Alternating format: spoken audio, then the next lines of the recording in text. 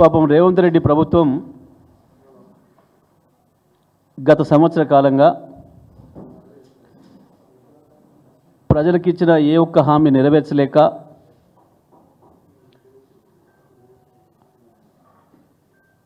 ప్లగ్గులో ఏలుపెట్టినట్టు ఏ సమస్యలో ఏలుపెట్టినా షాకులు కొడుతున్నాయి. ఇచ్చిన హామీలు పక్కన పెట్టి కొత్త సమస్యల్ని కొని తెచ్చుకొని హైడ్రా అని, మూసీ అని, ఫార్మా కంపెనీల పేరు మీద భూములు కొల్లగొట్టి కుటుంబానికి తాబేదారులకు ఆస్తులు సంపాదించి పెట్టే ప్రయత్నంలో భాగంగా ప్రతి చోట బొక్కబొర్ల పడుతున్నాడు, మోకాలు మోచేతులు దెబ్బ తగిలించుకుంటున్నాడు. చివరికి వాళ్ళ అత్యంత ఎక్కువగా ఏ రైతులైతే నమ్మినరో 15,000 రైతు భరోసా కొరకు ఎదురు చూస్తున్నారో దాంట్లో రైతుల్ని నిట్ట నిలువున ముంచి చివరికి సాగు కబురు చల్లగా చెప్పిండని 12,000 కోట్లు ఇస్తా అని, అది కూడా ఇంకా స్పష్టత లేకుండా రైతుల్ని గందరగోళపరిచే ప్రయత్నంలో భాగంగా ప్రజలందరి చూపు మరల్చే భాగంగా కేటీఆర్ గారి పైన పెట్టిన ఓ పనికిమాలిన చెత్త కేసుకు సంబంధించి ఇవాళ అర్జెంటుగా ఏసీబీతో నోటీస్ ఇప్పించి విచారణకు హాజరుగమ్మని, కోర్టులో పెండింగ్లో ఉండగా జడ్జిమెంట్కే రిజర్వ్ అయి ఉండగా ఇవాళ అర్జెంటుగా రమ్మని పూర్తిగా మీడియాను దాని మీద నడపాలని చెప్పి ఒక చిల్లర ప్రయత్నం చేసి ఇంకా దాంట్లోనే ఇంకొక చిల్లర ఎత్తుగాడేసి అందులో ఏమీ లేదు, అన్ని ఫైల్స్ వాళ్ళ దగ్గరే ఉన్నాయి, అయినప్పటికీ మీరు మాకు కొన్ని ఫైల్స్ ఇవ్వాలి దాంట్లో అని చెప్పి ఒక అస్పష్టమైన ఉత్తరం ఇచ్చి ఆ పేరు మీద ఏసీబీ ఆఫీస్లో గంటల తరబడి ఊసోబెట్టి ఇంటి మీద రైడ్ చేసి వీళ్ళ చేతిలో ఉన్న కాగితాలే, వీళ్ళు తయారు చేసి పెట్టుకున్న కాగితాలే పట్టుకొచ్చి ఇగో కేటీఆర్ గారి దగ్గర ఈ దొరికినాయి, మాకు చాలా ఆధారాలు కొత్తవి అని చెప్పి కోర్టును పక్కదారి పట్టించి ప్రజలలో ఒక తప్పుడు చర్చకు తెరలేపి రైతు భరోసా విషయంలో మర్చిపోయేటట్టు చేస్తా అని చెప్పి ఒక చిల్లర ప్రయత్నం చేసిండు. దాంట్లో బొక్క బోర్లా పడ్డాడు, మూతి వాయ కొట్టుకున్నాడు ఇవాళ తెలంగాణ ప్రభుత్వం. దాంట్లో నుంచి మళ్ళీ బయటపడడం కొరకు ఒక పనికిమాలిన చెత్త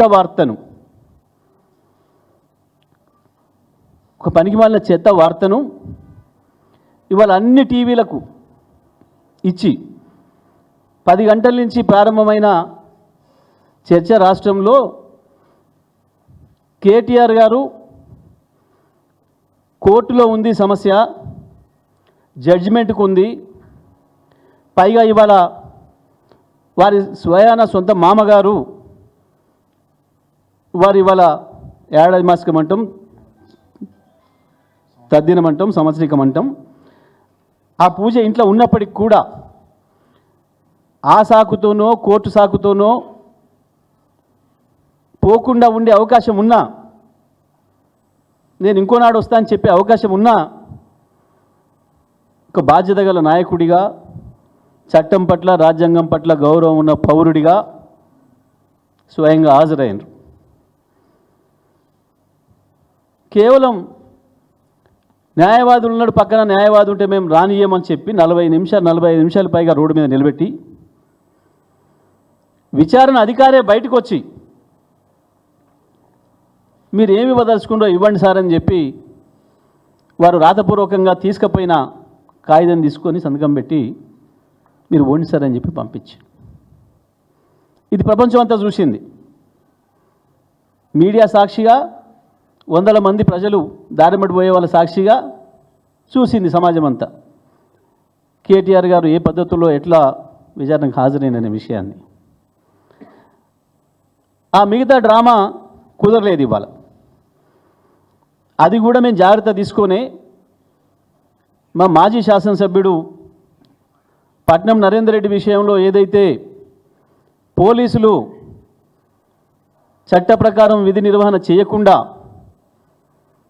రేవంత్ రెడ్డి చెప్పిన పద్ధతుల్లో పనిచేసి దుర్మార్గంగా ఆయన చెప్పని విషయాలు చెప్పినట్లుగా అబద్ధాలు రాసి మాకు నరేందర్ రెడ్డి చెప్పిండు, నేమే ప్లాన్ చేసినాం, ఇదంతా ఆఫీసర్లు వస్తే దాడి చేయాలి, చంపాలని చెప్పి కేటీఆర్ మాకు చెప్పిండు అని చెప్పి దొంగరాతలు రాసి కోర్టులో సబ్మిట్ చేసి కోర్టును ప్రజల్ని పగదారి పట్టించే ప్రయత్నం చేసినరో, ఇవాళ మళ్ళీ అది జరగకుండా ఉండాలి అని చెప్పి స్వయంగా తను చెప్పదలుచుకున్న విషయాన్ని రాసి సంతకం పెట్టి తీసుకొని పోయినరు. అది కూడా న్యాయవాదులు కూడా తీసుకుపోయి న్యాయవాదులు సీనియర్ న్యాయవాదుల సమక్షంలో ఇచ్చొస్తా అని చెప్పి తీసుకొని పోయినరు. ఎందుకు రేవంత్ రెడ్డి బయటనే ఉంచి విచారణాధికారే బయటకు వచ్చి తీసుకొని పోయిండు? వాళ్ళు అనుకున్న పన్నాగం నడవలే, బొక్కబుర్ల పడ్డరు, అయిపోయింది. దాని తర్వాత 2 గంటలు ఆయన మేధావులందరూ కూర్చొని, ఆయనకు సలహాలు ఇచ్చే మేధావులంతా కూర్చొని ఏం చేయాలి, బొక్కబుర్ల పడుతుంది, మరి మనం ప్రజల్లోనేమో చర్చ వేరే రకంగా పోతుంది, దీన్ని ఏదో పద్ధతిలో డైవర్ట్ చేయాలి కదా అని చెప్పి ముందే అనుకున్న స్కీమ్ కేటీఆర్ గారి ఇంటి మీద రైడ్ చేసి ఏదో కాగితాలు దొరికినాయని చెప్పాలనుకునేవి ఏవైతున్నాయో వాటిని మీడియా మిత్రులకు పంపించి, ఎలక్ట్రానిక్ మీడియా మిత్రులకు పంపించి వాళ్ళ కాలు పట్టుకొని అదొక్కటే వేస్తున్నారు, జర ఇది కూడా వేయండి అని చెప్పి వేసిన ఒక పనికి మాలిన పాత చింతకాయ పచ్చడి వార్త. ఏంటిది? ఏదో గ్రీన్ కో నుంచి ఎలక్ట్రల్ బాండ్స్ వచ్చినాయి, మాకు ఇప్పుడే దొరికింది. పాపం ఒక టీవీలో సంచలన వార్త. అందులో మరి వారికి ఏం సంచలనం కనపడదో మాకేం కనపడలే, ప్రజలకి ఏం కనపడలే. ఎలక్ట్రల్ బాండ్స్ అనేవి బహిరంగమైనవి, కోర్టు ఉత్తర్వులు ఇచ్చింది, సుప్రీంకోర్టు కూడా సబ్మిట్ చేసినాయి, బ్యాంకులు బహిరంగంగా అందరికి తెలిసిన విషయం. ఆ గ్రీన్ కో కంపెనీ మాకే ఇయ్యలే, బీజేపీకి ఇచ్చింది, కాంగ్రెస్కి ఇచ్చింది, మాకు ఇచ్చింది, ఇంకో పార్టీకి ఇచ్చింది, ఇంకో పార్టీకి ఇచ్చింది. ఈ దేశంలో ఉన్న 7-10 పార్టీలకు ఇచ్చినాయి అందరికీ. కాంగ్రెస్ కూడా 25-27 కోట్లు ఇచ్చింది, బీజేపీ కూడా 40-50 కోట్లు ఇచ్చినట్టుంది. ఇస్తే ఏముంది దానికి? అసలు అది కేంద్ర ప్రభుత్వం అనుమతించిన విషయం. అది ప్రతి పార్టీ కూడా ఎలక్ట్రల్ బాండ్స్ తీసుకోవచ్చు, అమ్మొచ్చు అని చెప్పి అవతల వాళ్ళు చట్టమే చేసి ఇచ్చిండ్రు. దాని ప్రకారం అందరికీ ఇచ్చిండ్రు, మీకు కూడా ఇచ్చిండ్రు.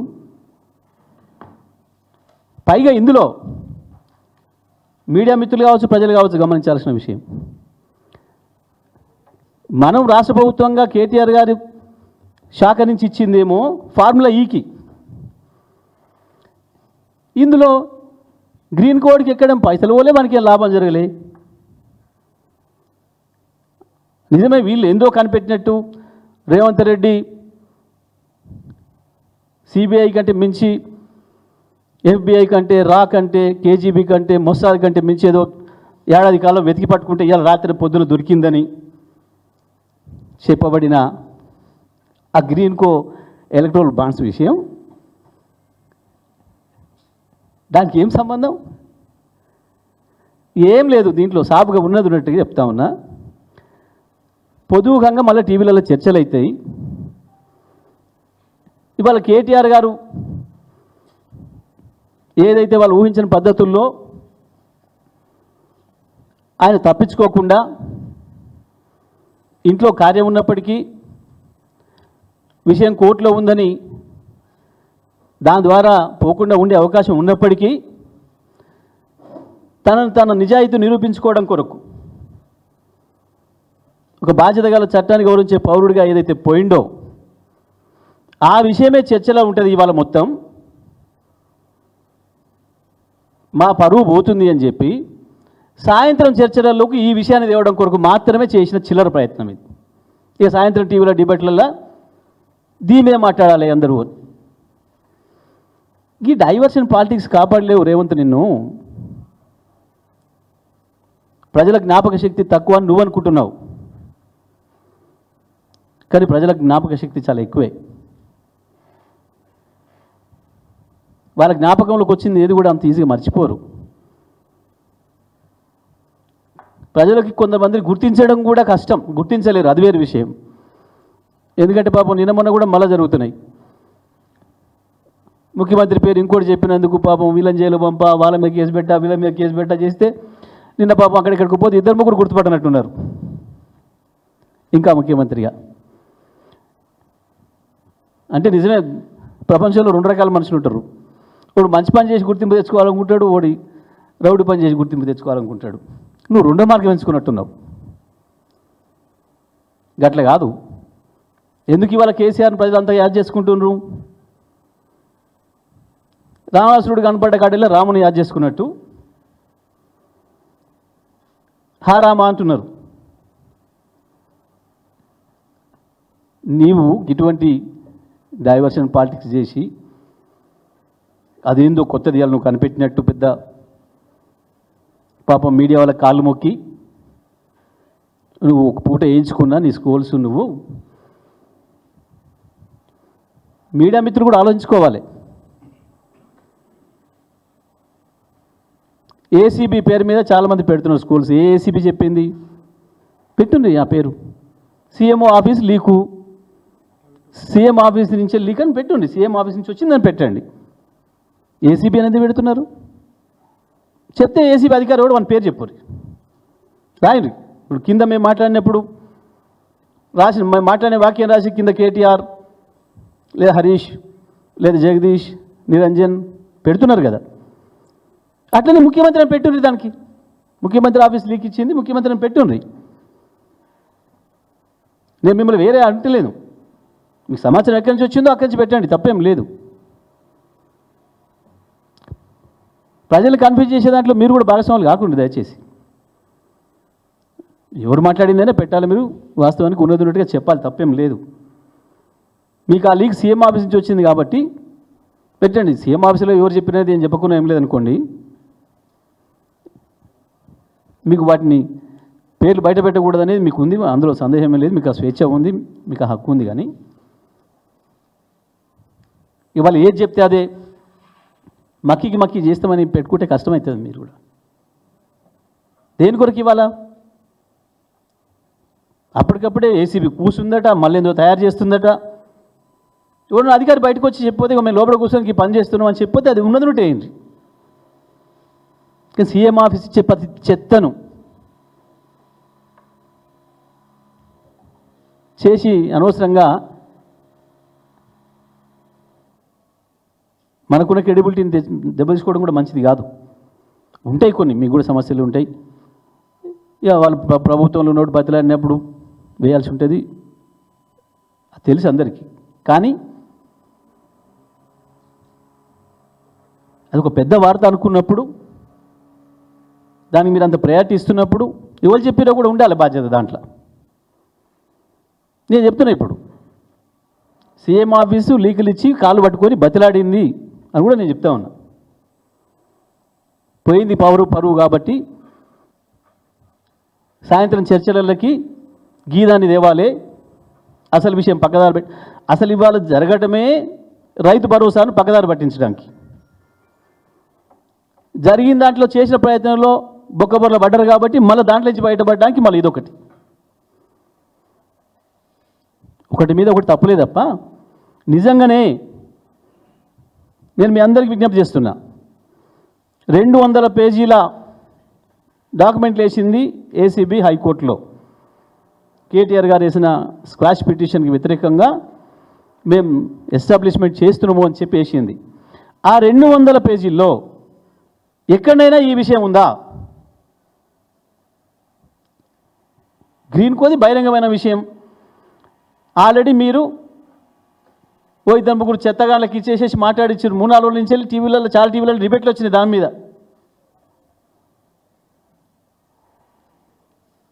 3-4 రోజులుగా ఒక టీవీలో దాని మీద డిబేటే పెట్టిండ్రు ఒక బాల మేధావితోని. 3 రోజుల కిందనే ఆయన ఒక టీవీలో వీళ్ళు ఇచ్చిన బ్రీఫింగ్ని పట్టుకొని గంట సేపు నానా తంటాలు పడి చెప్పింది, దీని మీద మాట్లాడండి. గదే వార్త ఇవాళ మొత్తం ఛానళ్ళల్లో, మెయిన్ ఛానల్లో మొదలై కొడుతున్నారు 12 తర్వాత నుంచి.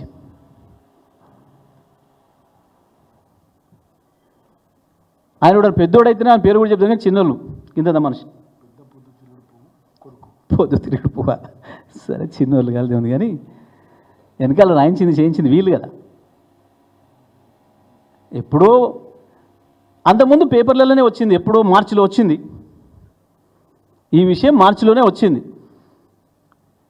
పలానా కంపెనీ పలానా వాళ్ళకి ఇన్ని పైసలు ఇచ్చింది, పలానా పార్టీకి పలానా కంపెనీలు ఇచ్చి నిన్ను వచ్చినాయి. కొత్తదేం లేదు దీంట్లో. అయినా అది కూడా ఆ కంపెనీ ఏదైతే బాండ్స్ తీసుకుందో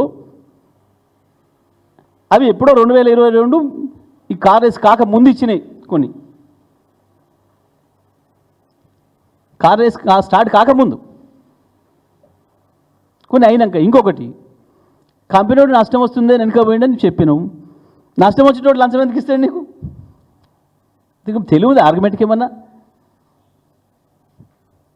ఈ ఫార్ములా ఒకటికి ఇచ్చినాం మేము, గ్రీన్ కోక్ సంబంధం లేదు.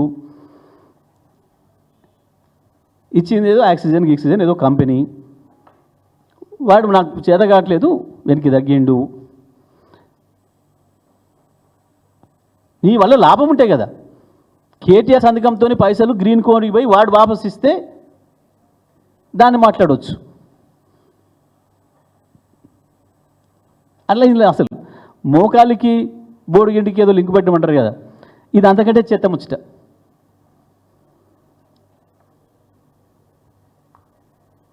విషయాన్ని పక్కదారి పట్టించడానికి చివరికి అటు చేసి ఇటు చేసి ఏదైతే రైతుల్ని మోసం చేసి ముఖం చాటేసుకొని పోతున్నాడో,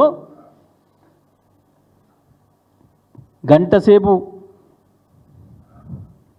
ఉపన్యాసాలు దుబ్బే ముఖ్యమంత్రి 2 ముక్కలలో చెప్పి ముఖం చాటేసుకొని పోయిండో, దాని మీద చర్చ జరుగుతుంది. దాని మీద రైతాంగం తిరుగుబాటు చేస్తూ ఉన్నారు. ఒకవైపు గ్రామాలలో నిరసన తెలియజేస్తున్నారు. ఎక్కడ నలుగురు కలిసినా రైతు అదే చర్చ చేసుకుంటున్నారు.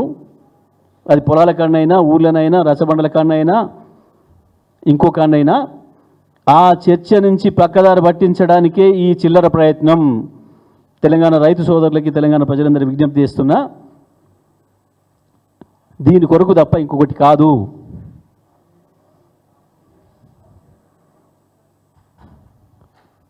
ఫైళ్ళని ప్రభుత్వం దగ్గర పెట్టుకొని కేటీఆర్ గారు మీరు కొన్ని పేపర్లు ఇవ్వాలి మాకు అని ఒకటి పంపిండ్రు. కొన్ని పేపర్లు అంటే ఏంటివి? డైలీ పేపర్లా? ఇంగ్లీషా, తెలుగా, ఉర్దూయా? ఏ పేపర్లు పంపాలి మీకు ఏసీబీకి? ఈ పనికిమాలిన పనులు బంద్ చేయాలి. పోలీస్ డిపార్ట్మెంట్ కూడా ఎవరో చెప్తే చేసే పని బంద్ చేయండి. మీ విజ్ఞతతో పనిచేయండి. చట్టం మీకు ఏమైతే అధికారాలు ఇచ్చిందో అధికారాల పరిధిలో పనిచేయండి. నిమిషానికి ఒకసారి మేము ఎదడగానే లోపల పోయి సాటి పోయి ఫోన్ మాట్లాడొచ్చి ఆ ఇన్స్ట్రక్షన్స్ తీసుకొని, మాకు అన్నీ తెలుసు. ఎవరు ఇన్స్ట్రక్షన్స్ మేరకు పనిచేస్తున్నారో, ఏం జరుగుతుందో మాకు అన్నీ తెలుసు. చట్ట వ్యతిరేకంగా పనిచేస్తే ఏం జరుగుద్ది అనేది తప్పకుండా చూస్తారు. దయచేసి నేను రైతులతో సహా ప్రజానీకం అంతటి కూడా విజ్ఞప్తి చేస్తున్నా, ఈ పనికిమాలిన చెత్త కేసులో ప్రభుత్వమే ఇరుక్కున్నది. రేవంత్ రెడ్డి ఏదైతే బురదల వాడి మొత్తం పూసుకున్నాడో దాన్ని ఇతరుల మీదకి విసిరేసే పనిలో ఉన్నాడు. అంతకుమించి ఏం లేదు. ఇవాళ నేను మా మిత్రులందరూ కూడా విజ్ఞప్తి చేస్తున్నా, ఈ పనికిమాలిన లీకేజీతో వచ్చిన చర్చ అనేది దీంట్లో ఏమీ లేదు. అది ఉత్తముచ్చట. బాండ్స్, ఎలక్ట్రల్ బాండ్స్ అనేవి తప్పకుండా చట్టం ప్రకారమే తీసుకున్నాయి. ఆ కంపెనీ అన్ని పార్టీలకు ఇచ్చింది. కాంగ్రెస్ కూడా 25 కోట్లు ఇచ్చినట్టు మాకు కూడా సమాచారం ఉంది. బీజేపీకి 30-40 బీజేపీకి ఇచ్చింది, 25 కాంగ్రెస్కి ఇచ్చింది, మాకు కొన్ని ఇచ్చింది, తెలుగుదేశంకి ఇచ్చింది, వైఎస్ఆర్కి ఇచ్చింది, ఇంకా వేరే పార్టీలకు కూడా ఇచ్చింది. ఇదొకటే కాదు, ఇట్లా చాలా కంపెనీలు చాలా పార్టీలకు ఇచ్చినాయి. అది చట్టమే చేసింది కేంద్రం సాఫ్గా. ఇందులో ఏం దాపరికాలు లేవు, వేరే లేవు. ఇది చర్చనే కాదు. ఇయ్యాలేందో కొత్తగా ఏజెంట్ 007 రేవంత్ రెడ్డి కనిపెట్టింది ఏం కాదు.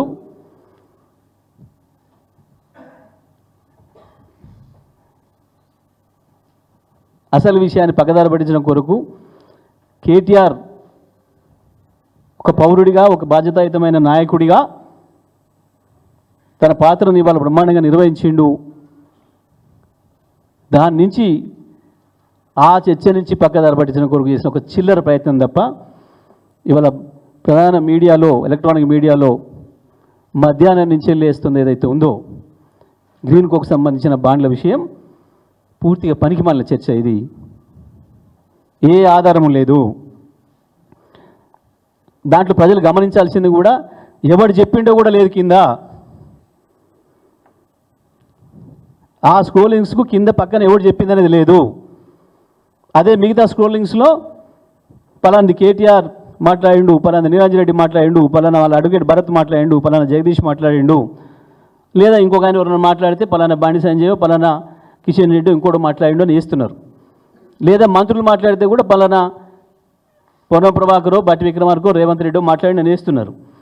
కానీ ఇవాళ మధ్యాహ్నం నుంచి వచ్చిన చెత్త వార్త ఏదైతుందో ఎవరు చెప్పింది అనేది లేదు. అంటేనే అబద్ధానికి అమ్మయ్య ఎవడుండడు,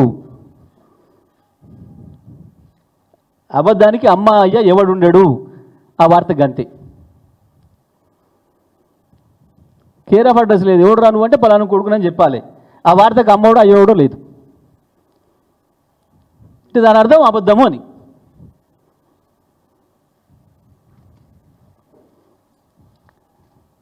కాబట్టి ప్రజలు కూడా, రైతు సోదరులు కూడా ప్రత్యేకించి ఇది మిమ్మల్ని మోసం చేయడానికి చేస్తున్న చిల్లర ప్రయత్నం. ఇందులో కేటీఆర్కో, టీఆర్ఎస్ పార్టీకో, ఇంకోరికో ఏం భయమయ్యేది లేదు. బాజాప్తో పోయింది ఇవాళ హీరోలాగా. ఒక బాధ్యతాయుతమైన నాయకుడిగా, ఒక మంచి చట్టాన్ని గౌరవించే పౌరుడిగా పోయిండు. విచారణ చేయడానికే వాళ్ళకు వణుకు పుట్టింది. పాపం వాళ్ళు కాదు, వాళ్ళు చిన్న పాత్రలు. పైనుంచి ఏది వస్తే అది ప్రజలకు అర్థం కావాలంటే తోలుబొమ్మలాట. మన చిన్నప్పుడు ఊర్లలో తోలుబొమ్మలాట అనేది ఉండేది. మీ అందరూ కూడా గుర్తుంటుంది. పెద్ద రైతులందరూ కూడా 50 ఏళ్ళు పైబడ్డోళ్ళకి బయటికి ఇట్లా ఆట ఆడిపించేది కనబడుతుంది, వెనక ఉండి మనుషులు ఆడిపించేది. ఇప్పుడు జరిగే విచారణలన్నీ కూడా తోలుబొమ్మలాటలాగా నడుస్తున్నాయి. పాపం ప్రశ్న స్క్రీన్ వెనకకు పోయే అడుగొస్తారు. మనం సమాధానం చెప్పగానే మళ్ళీ స్క్రీన్ వెనకకు పోయి మళ్ళీ అడుగొస్తారు పైనుంచి. ఇట్లా చెప్పారు, మళ్ళీ మేము అడగాలి అని. గా టైపు విచారణ, తోలుబొమ్మలాట విచారణ ఇది కేవలం రైతాంగాన్ని పక్కదారి పట్టించడానికి వస్తున్న విచారణ. కాబట్టి దీని మీద పెద్ద ఎవరు కూడా పట్టించుకునే పని లేదు. తప్పకుండా ఏదైతే మనల్ని దారుణంగా మోసం చేసిండో, 2 లక్షల రుణమాఫీ విషయంలో, 15,000 భరోసా విషయంలో, దాని నుంచి మీ చూపు మరల్చే ప్రయత్నం చేస్తున్నారు తప్ప ఇంకోటి కాదనే విషయాన్ని ప్రజలందరూ కూడా అర్థం చేసుకోవాలని చెప్పి విజ్ఞప్తి చేస్తూ ఉన్నా.